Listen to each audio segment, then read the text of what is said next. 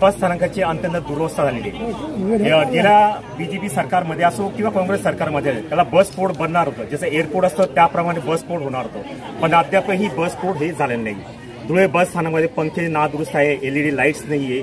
आता सध्या मालेगाव बस स्थानकाचं कॉन्क्रिटीकरण करण्यात आलेलं आहे। जर मालेगावचं होऊ शकतं, धुळ्याचं का होऊ शकत नाही? धुळ्याच्या बस स्थानकाच्या आपण बघू शकतात, ग्रामीण भागाची जनता, विद्यार्थी, रुग्ण, वकील, डॉक्टर, आरोग्य कर्मचारी, महसूल कर्मचारी या ठिकाणी हजारोच्या संख्येने प्रवास करत असतात। आणि धुळे बस स्थानकामध्ये खड्डे झाले की खड्डेपूर असं म्हटलं जात आहे की या गंभीर समस्येकडे लक्ष देण्यास कोणी तयार नाही।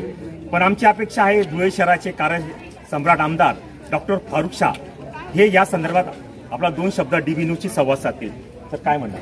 पहिले तर मी आपल्याला हे सांगू इच्छितो की बहुतेक आपल्याला माहिती नसावी, 2 वर्षापूर्वी सुद्धा मी बस स्थानकमध्ये गेलो होतो आणि तिथे जे अधिकारी आहेत त्यांना घेऊन पाहणी केली होती आणि एक प्रस्ताव आम्ही शासनाकडे सादर केला होता, पण त्याला वेळ लागत आहे आणि त्यामुळे मी माझ्या स्वखर्चाने 2 वर्षापूर्वी तिथे खडीकरण आणि डांबरीकरण माझ्या स्वखर्चाने करून दिलेला होता।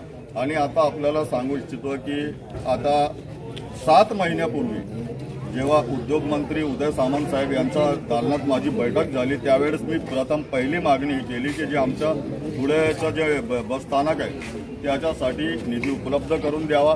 तर त्यांनी उद्योग खात्यामधून 6.5 कोटी रुपये आपला बस स्थानकासाठी मंजूर करून दिलेले आहेत। त्याची टेंडर प्रक्रिया सुद्धा झालेली आहे, पण मागच्या काळात 4.5 महिने आचारसंहिता लागलेली होती, त्यामुळे तो काम थांबलेला होता।